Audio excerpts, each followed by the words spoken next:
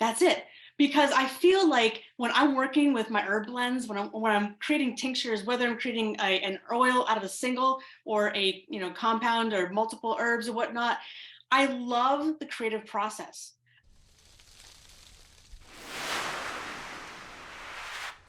Welcome back to Herbal Entrepreneur. I am so glad that you can be here today to learn a little bit more about what it is to be an herbalist and run a business in this field.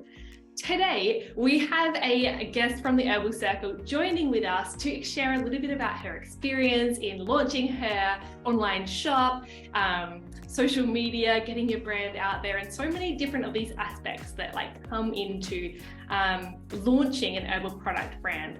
So I am thrilled to be able to introduce to you Jen Demers, who is the owner of My Magical Muse. Jen, I'm so glad you can join us today. Thank you. Thank you so much for having me and asking me to join the Herbal Circle. It's been such a treat. Yeah, well, it has honestly been really nice getting to know about you and what you do. And I think also you've brought in a lot of your background in what you've done in previous careers, which we're probably going to talk about later on in today's session, and really kind of woven that into what you do at My Magical Muse, and which is probably going to be pretty central to your success and the future success of My Magical Muse as well. But yeah, before we do get into the details of all of that, would you like to give us a bit of an overview of what My Magical Muse is, and what the process of getting that shop initially set up has been like for you? Absolutely. So My Magical Muse is an apothecary. I create medicine that I use for myself. I have all kinds of products. And I did create an Etsy shop. And it's kind of funny because I don't have a website yet. I just haven't had really the time to set one up. Although that hopefully in 2023, I'll get there. But I had a lot of people asking me what I do, about my business, what kind of products I have, how they're used, how they're made, all that. And I kind of needed a central location to store my products. So Etsy really became kind of that location for me. And it's a place for me to send a link to my friends and put it on Instagram and TikTok and whatnot to show and share with people what I do and the products that I have available. Interestingly, the products are really kind of a complement to kind of what I'm doing overall with My Magical Muse. But again, setting up the Etsy shop sort of gave me a place that was central to direct my clients and customers and friends to. So it's been fun. Yeah. And was the process easy for actually getting your products listed on the site? How did that go? It was actually. I have 14 products right now, but I started with 3 or 4, and it was super easy. I was actually really impressed. The Etsy app is very easy to use, so I didn't have any trouble with that. Setting up the billing was easy. I think the biggest challenge was really kind of deciding how I wanted to position my products and how I wanted to market them, how I wanted to describe them, because we all know that you have to kind of be careful how you talk about, your herbal products, but also, it really forced me to kind of say, what is this about? What is the business about? What am I trying to accomplish here? And how do I want to really, describe it? So that was kind of the biggest time, consuming part of it, but it was the most valuable because it forced me to kind of ground myself and decide, how to use my Etsy, how to use my product, how to describe them. But the process itself was really great. I actually just started using the coupons and the discount codes and everything, and that's been a lot of fun. I just had an order last night that was fulfilled that used the discount code for the first time, and I was excited about that. But the app has been great. It's really easy to update your listings, which is the best part in my mind, because I'll wake up at 2 a.m. and say, oh, I should just describe my calendula water this way instead, or I need to tweak this keyword, or what if I, kind of said, is this kind of water versus that, or and just describe it a different way. Or I want to update a photo, because that's one thing that I noticed too, is you don't want to have winter photos in summertime, right? I think a lot of people in New England will be upset if they're looking at your Etsy store and see snow in July. And so you have to kind of keep things freshened up. And so that's been really easy too, because you can just take photos down, you can take better photos, you can upload them.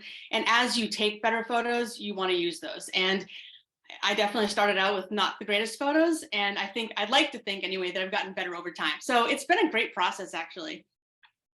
Yeah, and I think a lot of people would find that pretty encouraging to hear, because a lot of people are kind of almost scared about putting their initial products online, listing it on Etsy or on a website or anything really. And just because they don't think it's perfect yet, but like knowing that you can change it so easily, the description, the pictures, you can like swap it out and like just continuously make it better, I think kind of lowers that resistance and allows people to just like actually get something out there, and you can make it better as you go.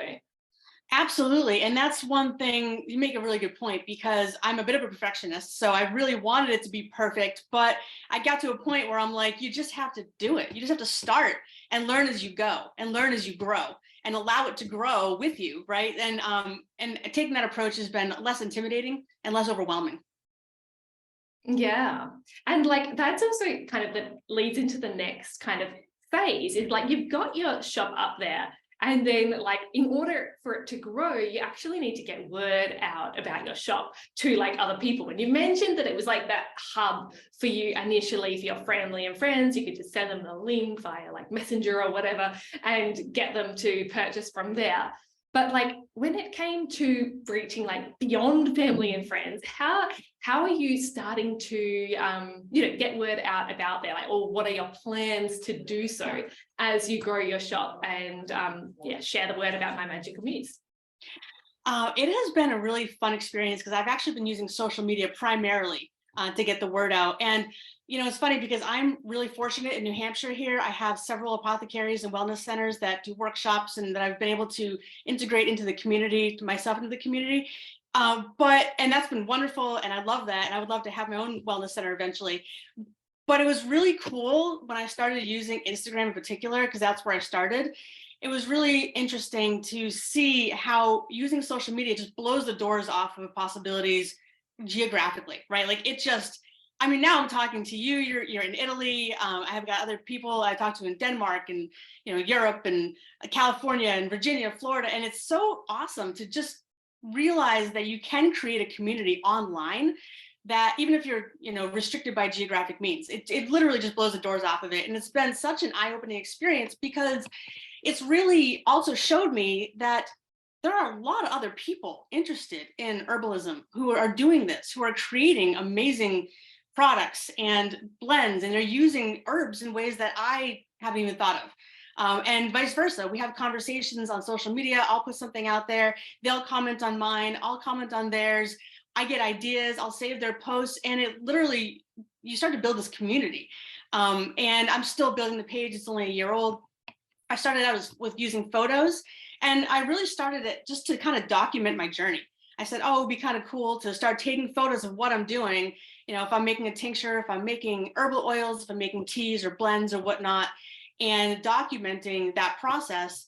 And also, I love to teach. So as I learn something new, whether it's spiritual, whether it's about an herbal property or how to make a tincture better or what kind of oils to use, as I learn, I like to share.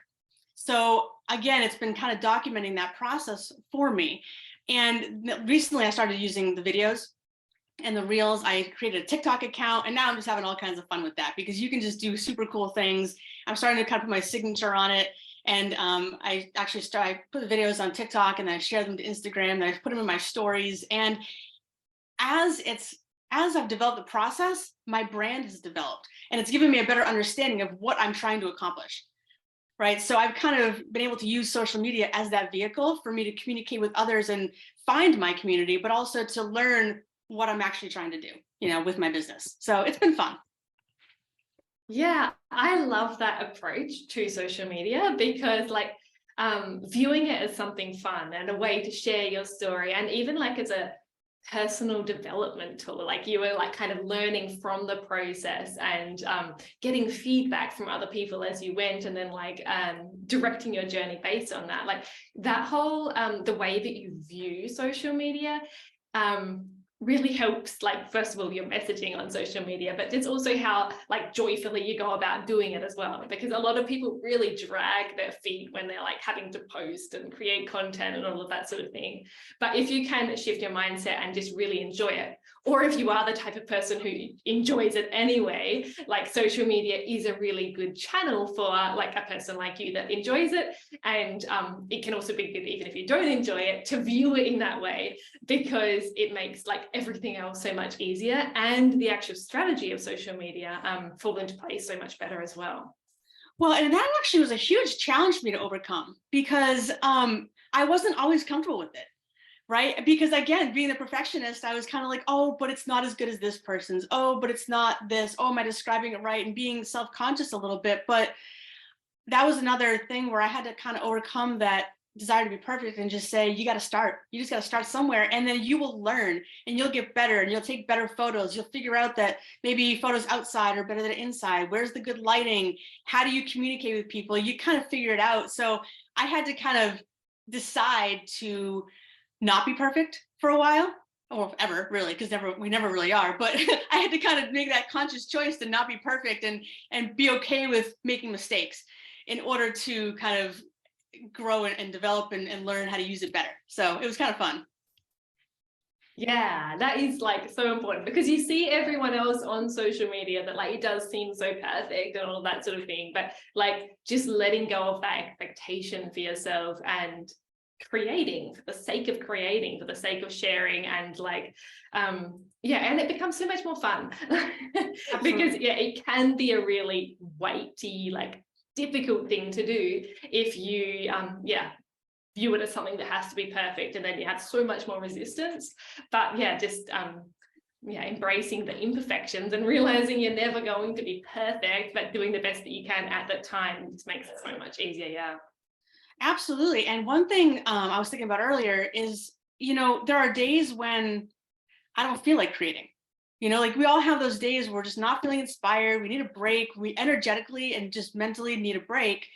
And I don't really feel like it. And I have to honor those days and give myself that rest. But then I have weekends where I am making 20 products in one weekend and I'm super excited and I have a lot of energy.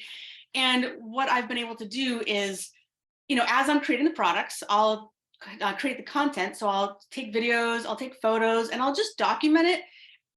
And for the days that I don't really feel like creating because I need to, energetically rest, I still have the content to then post, right? So it's like I try to work with the ebb and flow of my energy and how I'm feeling, because I mean, even the best artists they're not always feeling creative, they're not always feeling inspired to whatever. And so you have to kind of work with that and be easy on yourself. If you don't feel like creating one day, it's okay. That's your body just kind of processing itself and saying you got to rest. Maybe the next day will be better, and not trying to force yourself to do it, because I personally would rather put out one great piece a week than do, 5 so-so pieces every day. You know what I mean? So I feel like I would rather have that quantity and take the time and be thoughtful with it instead of forcing myself to do something all the time. So that was another lesson I had to learn. yeah, definitely. And I can relate to that so much. Like, just I think especially for content creation, like sometimes you're in that creative zone and sometimes you're not. And yeah, it's about honoring those times. Like there are seasons for different things, and like yeah, there are some weeks where I will just like create a heap of content, and then there are others where I just like, no, it's not the time. And but then like allowing yourself to also feel that and listen to your body, and yeah, take that time that you need, then like gives you that space to create better content when it is the time as well. Like I think it's so important to realize that you don't have to push yourself continuously. Absolutely. And the other thing too is, and I learned this from kind of my work too, because I have a day job. I work in marketing during the day, and so this is my passion project I do at night and on the weekends and whatnot. But one thing that I've realized is that, sometimes if you post too much, you kind of become background noise, right? So it's a little strategic. Like you don't always want to post all the time, because if you kind of space it out a little bit, sometimes you'll say, all right, well, if I have one good video, people are going to know, at least when the content comes up, that it's going to be a decent video, hopefully anyway, versus like posting all the time and then they're seeing it all the time. And sometimes that works out really well, but sometimes it's too much and you don't want to ever be in the background, right? So you want to kind of stand out just enough. Yeah, and sometimes that standing out is just like waiting until there's the good content and like getting it out there and really promoting it when there is, and whether it's content or products or whatever it is, like your launch or like just yeah, giving that the attention it needs. Yeah, definitely. So let's talk a little bit more about your like day job in marketing. Like I'm pretty curious about that and how you've like transferred some of those skills across from what you've learned in your day job in the last few years, and how you've been able to apply some of those skills in My Magical Muse. Like how has that worked for you? So it's really interesting because if I back up a little bit, my original kind of interest to go to college was environmental science. I wanted to kind of be in the natural world. You know, I wanted to do that my whole life. But I got a little derailed and kind of put it on a different path into marketing, which ended up really benefiting me because I love to communicate, I love to write, I love all that. And it ended up helping me now that I'm, you know, an herbalist and I'm documenting all this and using my marketing skills. So it really went full circle, to be honest with you. But I've been in marketing for 25 years. I do work full time. I'm in the digital marketing sector right now, which basically means, you know, website updates and social media and SEO and all that stuff. And it's been extremely helpful to have that background information, especially on the social media side, because that's where I'm, you know, promoting My Magical Muse. And some of the things that I've shared already have really been transferable skills as far as, you know, talking to people rather than just putting one piece of content out there, saying something about it. And that's kind of one of the main things I've picked up on is you can post a picture or you could post a quote or whatever, but we all, I feel, have something unique to bring to the table. So I may see a beautiful picture of a rose, and you may see a beautiful picture of a rose, and we're both going to perceive it differently. So when it comes to social media, it's not being afraid to bring your unique perspective to the table, right? And say, just because 100,000 people have talked about the pink rose doesn't mean they're going to view it or write about it the same way you are, right? So it's really stepping into that individuality. So that's been one thing. And also not being afraid to talk to other people too. It's supposed to be a dialogue, you know, it's supposed to be a social setting, kind of like a network. The other thing has been ads, placing ads.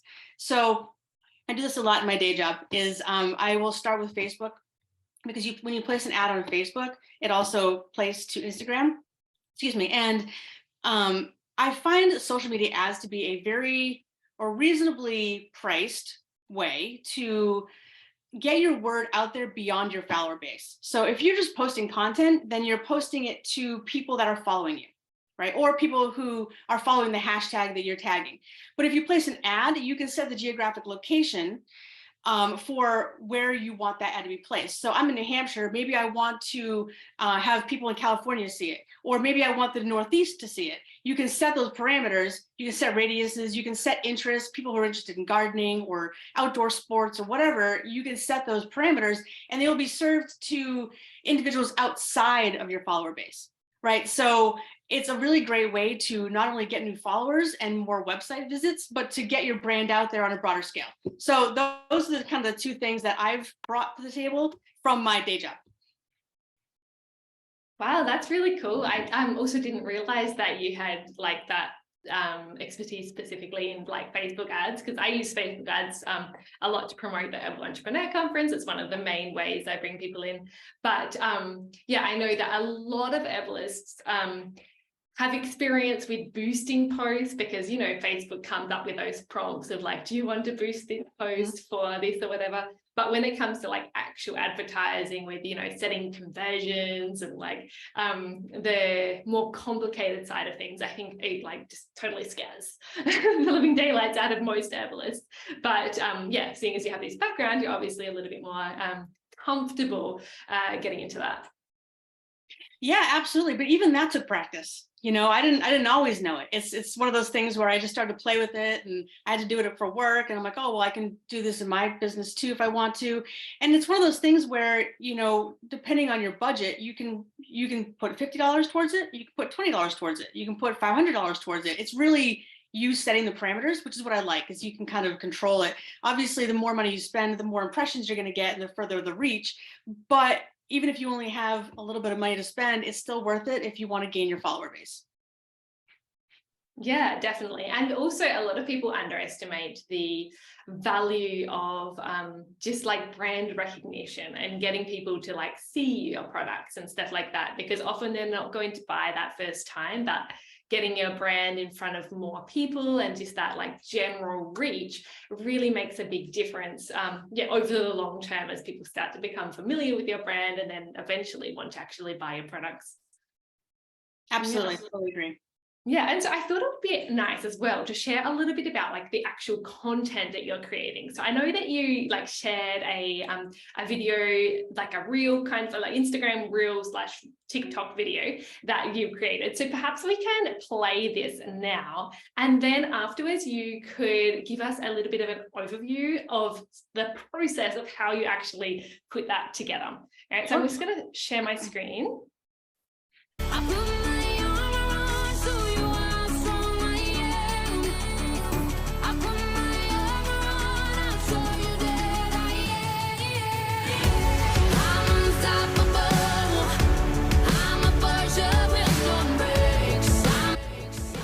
Pretty cool. I know that like we have all seen videos like that when we scroll through the TikTok feed or on Instagram Reels or on Facebook Reels. Are they called Reels on Facebook?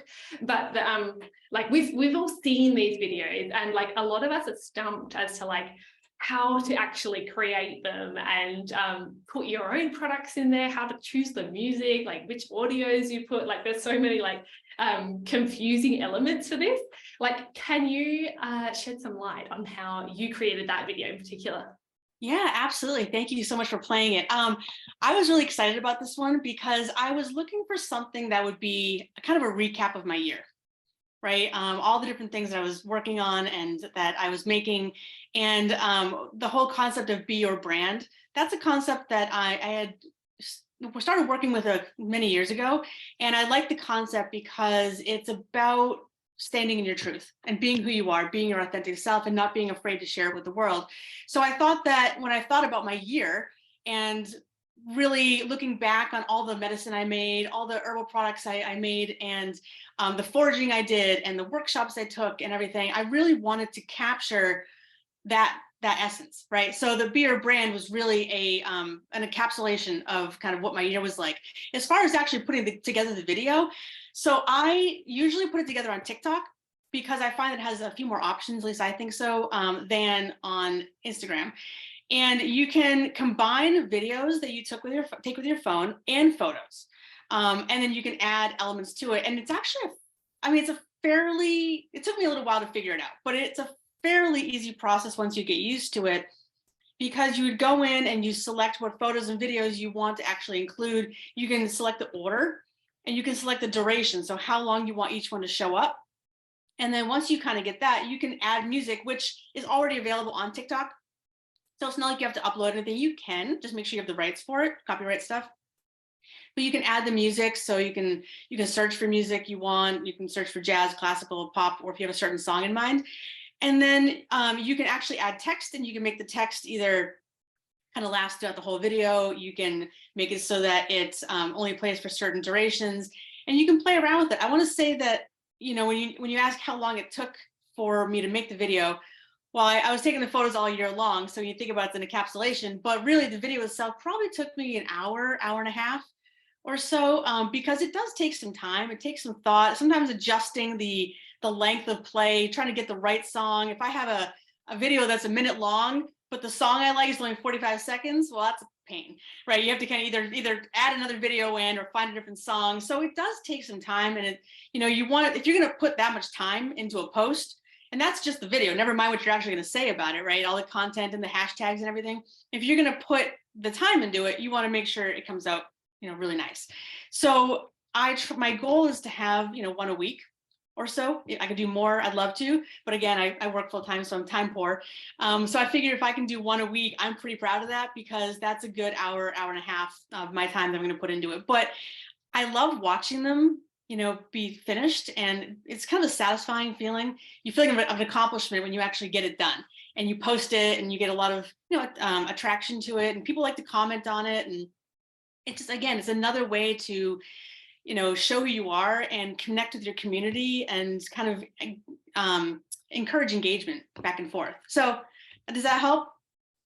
It absolutely does. Like it's nice to hear those like realistic timelines of like what you need to to create one of these, because it takes a little bit of time. I've also done this with my stuff in the past, but like the choosing which images or videos you want to put in, and just like I agree, setting up the timing is often the hardest part. Like sometimes you can find templates that are already done and things like that where you just have to add things in, but like where you are actually having to like adjust and getting it, like in the video that we shared here, like it was kind of going to the next product when the beat was changing, which is all part of the like boom boom boom and it's like part of what makes you smile and feel good, because it's like the actual, like it's all synced together. And that's like the difference between a good video like that people are going to want to share, and one of those ones that are created that people just kind of scroll through because it's just like lackluster.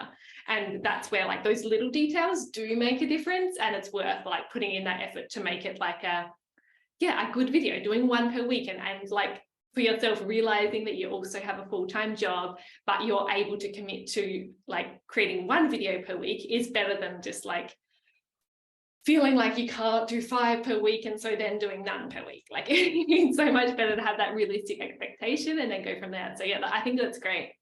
Absolutely. Realistic expectations are key. Absolutely. It sounds like time has been like a pretty difficult thing for you to juggle when it comes to like starting your business. But like, when it comes to just in general challenges in like, building your business, like launching it, like all of everything that has happened as you've like grown My Magical Muse. What have been the biggest challenges for you as like an herbalist and a business owner, and like how are you going about overcoming them? Or That's a great question.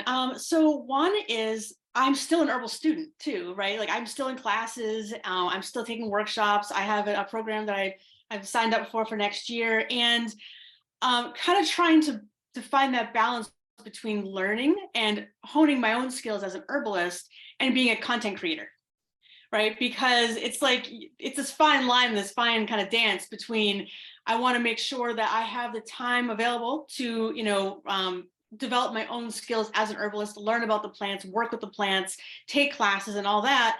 But then also create the content to build the business, and then create more products and decide what products I'm going to offer. Because like right now, I don't offer anything internal. So I make tinctures, but I don't sell them because I just feel like I'm not quite ready there to do that yet. I just don't want to do that yet. So everything that I sell on my Etsy shop is topical, like a salve or even bath salts and aromatherapy items. So kind of making those decisions and deciding what your comfort level is, because I mean, you have all kinds, or I have all kinds of ideas, but it's really about what am I comfortable putting out there, and what do I reasonably think that I can sustain, right? Like I want to do all kinds of things, but can I reasonably sustain 25 products on my Etsy shop? Can I reasonably sustain, 5 workshops a month? Or do I need to scale it back because I need to preserve my energy too? Because I feel like it's just as important to take downtime and process what you're doing, and take that time to kind of be still and gather that internal information, just as important as putting the information out there, right? And teaching and learning. So finding that balance has been a little bit tricky, but I'm getting there. And then just the tech stuff, like you said, the reels and creating those videos and the content and figuring it out. Like I kind of had to figure it out on my own. But the cool thing is that since I figured that out on my own with My Magical Muse, I've now brought that to my other job. So now I'm doing reels there too. So it's really, I think, been beneficial on both sides. Yeah, you mentioned so many great points in that. Like the first one was just like the importance of like continuing your education as an herbalist. Like I think this is so important, like especially because herbalism is not as regulated as other health fields, like, and most other professions of like that are to do with health have like pretty clearly stipulated like guidelines in what like to remain registered, like for nurses and doctors and that sort of thing. We kind of have to be in control of that ourselves in like that education and enrolling in new courses, staying up to date, like because there is always more that we can know. And like yeah, education is never finished. So it's like it's really nice that you're prioritizing that. And then on the flip side of that is like allowing that space so that you can soak in that information and be like that vessel to share with like everyone else as well. Like you need those two things to really recharge and be the best herbalist you can. Like you've got those inputs of those new information, those new sources, and even the connections from people. And then like allowing yourself that time to recharge so that you can really like just give it out and serve your community in the best way you can as like an herbal product maker, but also like educating people about the herbs and how they can be used and all of that sort of thing, which you're also doing with your content. Like that's like you're educating people about the herbs so that they like then become interested in your products as well. So like everything you said is all connected and it's really important for that whole like continuous cycle of like input, recharge, and giving out to people. Yeah. Thank you. And I think it goes back to really just what we were saying before, working with that ebb and flow of energy, right? Like that receiving and then putting out, receiving and then putting out, and kind of allowing yourself to be one with that cycle, right? So I enjoy it. Yeah, it's super important. And like, yeah, it's nice that you're aware of that, I think. And I think a lot of us as herbalists are, or start to become aware of it as we like need to be, but it is really, really important. Yeah, so I also wanted to know a little bit about kind of what your future plans are for My Magical Muse. So like, what is your vision? What do you want it to become, like the actual brand as it becomes its own entity, as you've like launched it out into the world? What is your ultimate goal for it? I love to daydream about that. So I would like to eventually have kind of an apothecary and a wellness center on a couple acres where I can have yoga retreats and classes and, workshops and things like that. And I see like this farmhouse and a barn and all these herbs there and making medicine and just kind of having a place where the community can come and really, do a fire ceremony and just hang out and drink tea and be with other people that they can relate to. So that is definitely from a like a location standpoint, I definitely see that in my future down the road.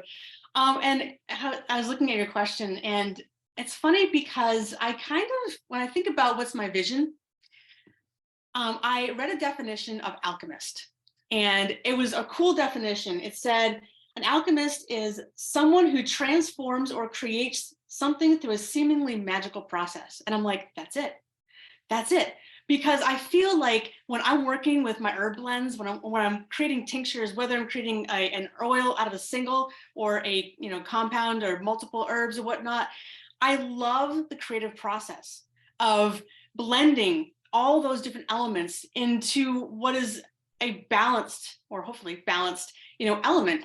To heal somebody or to make a difference, whether it's a flower essence, whether it's teas or anything else.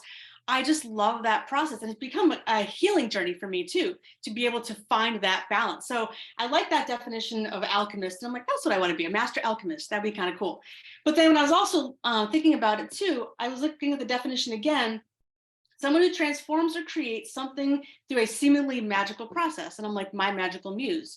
And I'm like, well, actually, I can relate that to community too. You are forming a community of people that are like-minded. And it's so amazing to me, whether it's social media or whether it's, at my future farmhouse.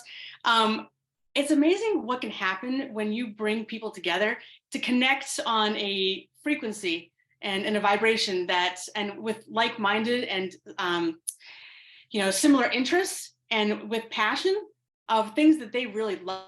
It's like, it really is a magical process to watch these communities and these people come together, right, and connect. And so experiencing that through social media has been a gift, as far as I'm concerned, because again, being able to reach people across the world and seeing that they also have a similar interest and have a similar vibration. So I want to, as part of my brand and who I am as a business, I want to inspire that. I want to inspire people to not only be who they are and stand in their truth and be their authentic self, be their brand, really, but also to come together and share and have a voice and to share their experiences, share what they've learned, how they're healing, what their healing journey has been like, and have that ebb and flow, that interaction. So it's really twofold. I definitely want to be a skilled herbalist. I'm working towards that every day. I want to have my farmhouse, and my 2-3 acres to bring people together, and then just overall inspire people to really stand up in who they are, and feel confident in that, and to not be afraid to speak their mind and speak their truth.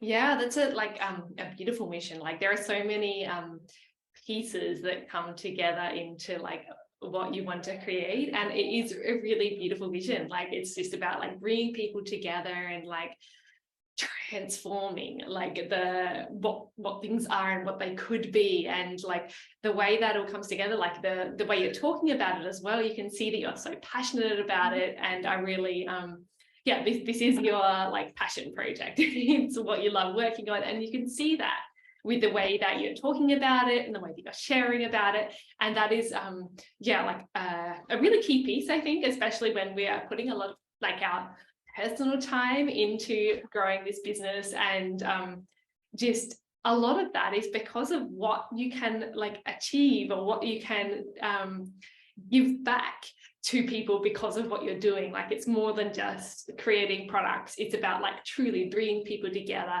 and transforming the way that they interact with each other and the way that they essentially are. Like it's a really magical thing that you're doing.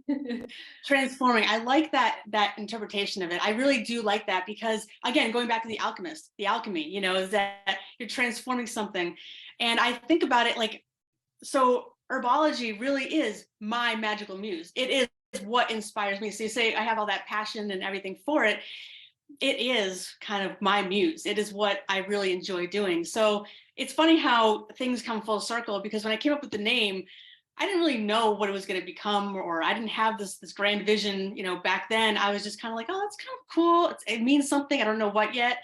But now, a little while later, here I am talking to you and, being a member of your herbal circle and loving that piece of it too, and saying, wow, it really does.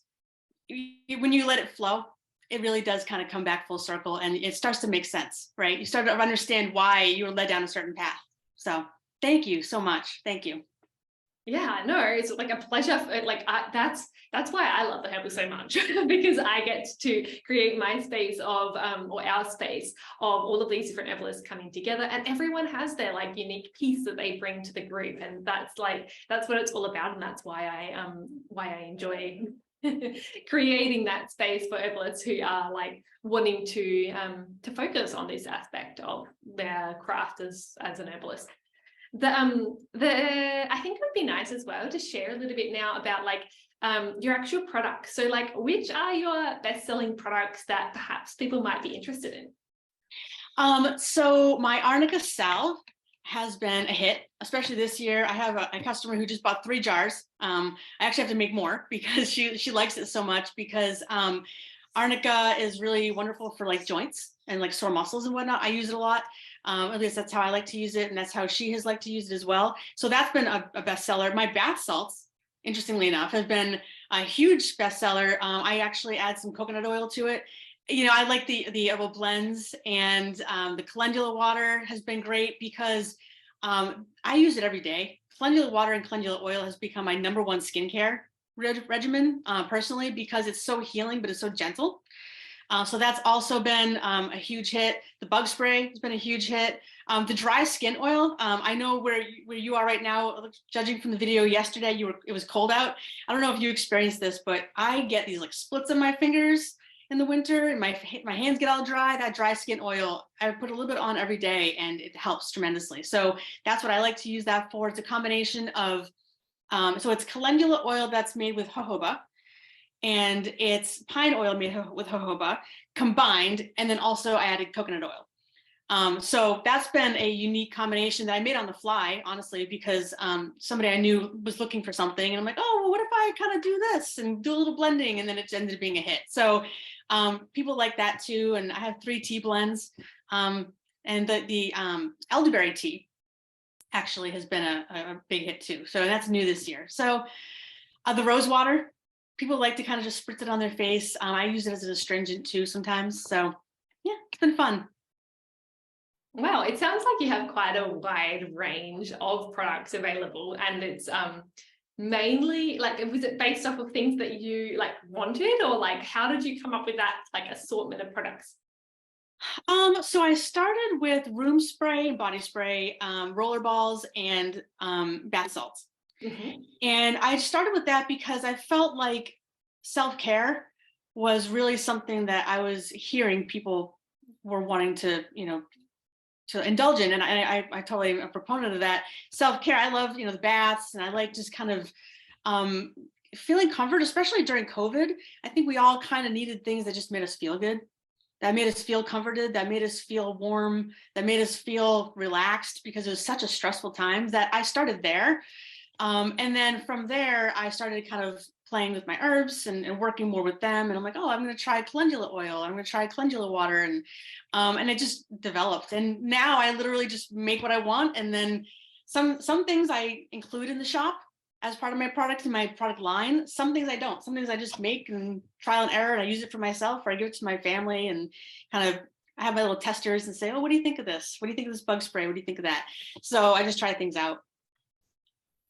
Yeah, and that's a really good way to go about it as well, like having those test runs, the trials, to see like, yeah, first of all, what you think, but then yeah, also what your testers think, those family and friends that you can like give it out to, and also get feedback, because sometimes like you need to reformulate things several times before you really hit on the like best way to make a product. And so it takes a few trial runs, like especially with those like salves and well, I guess a lot of products really, but like when there are so many different like consistencies and like the different flavors that come out, and like the right like quantities of each thing, it can yeah, it's worthwhile to do some test runs before you like properly put it out to the public. Yeah. Yeah, absolutely. It's been a lot of fun. It's been interesting, but I really feel like, on one hand, as much as I would love to be able to do this full time, it's kind of been nice doing it on the side, because it's taken a lot of pressure off, and I've been able to truly have fun with it, which I feel has opened up my creativity, right? Because I'm not so heavily focused on like having to do a certain thing every day. So it's really been enabled me to be able to be more whimsical with it, whimsical and free flowing, and just let it grow into what it's going to be, and enjoy it a little bit more. So eventually I'd like to, kind of do this full time, but right now I'm kind of happy with what it's become and becoming. Yeah, and I think that's a really good way to go about it, especially when you're getting started, because it takes all the stress off. Like you don't actually need to make a lot of income to like survive. You already have your day job, but it allows you that yeah, that flexibility and freedom to create what you want to create without having the stress to like straight away make income. Like it expands in a more organic way, and yeah, definitely reduces the stress in growing a business. Absolutely, for sure. And I think especially, yeah, in like for herbal businesses, it is a good idea to do that, because when you're like pushing yourself and coming from that like feeling of scarcity, it's so much harder to grow an herbal business. And so yeah, having that other stream of income as you're growing it is a really good way to do it. And I think that's what a lot of the people that are in the herbal circle, people that I've worked with in the past, they often are starting their business from that way. Or even like the more established herbalists, most of them that I can think of started in that way, whether they were working for an herbal shop at the same time that they did their own, or like an like unrelated field type job as well. Most people had something else at the same time. Like I can't think of anyone really that like literally just graduated high school and like started their herbal business. I think most people have some sort of other job that then they transfer in and like feed into their herbal business. And I think that's helpful too, because I know for me personally, nothing will kill my creativity more than stress and like pressure, right? So it's like if I'm feeling, and this is when I know when to stop. If I'm feeling that anxiety of like I have to create something, I got to just stop and put it aside and wait for another day, because I just feel like when I have that stress and that pressure, it makes it so much harder to sort of get those creative juices flowing and have the time and feel the time, because you're thinking about other things like, logging those receipts that are piling up on your counter and things like that. So for me, it's really important to keep it fun so that I'm not inhibiting the creativity. I'm allowing it to flow through. Yeah, exactly. And that just that shines out in the work that you produce as well. So I think that's a really good way to approach it. And then like you can always like reevaluate as things go along, like maybe a couple of years down the line or a couple of months down the line, who knows.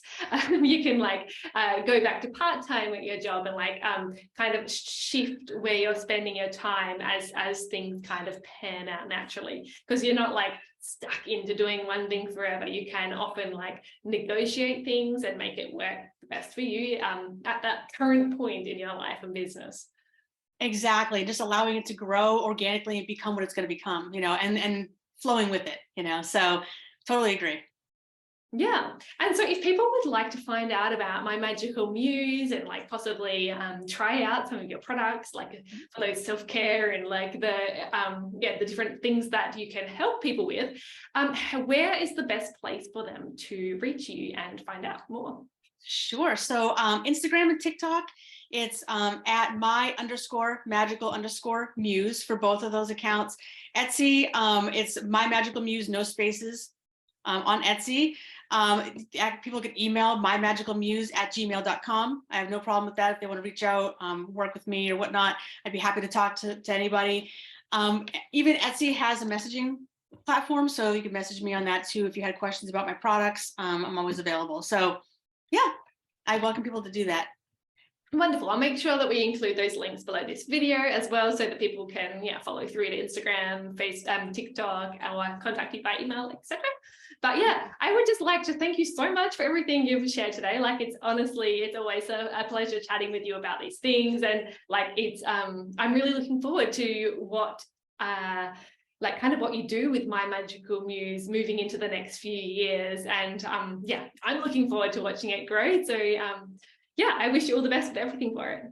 Thank you so much for having me, for asking me to join you. It's been a pleasure just chatting back and forth with you on this interview, and for emails too and everything. I've had a lot of fun. So I'm looking forward to what you're developing in the Herbal Circle too. I know you've got all kinds of plans, I'm sure.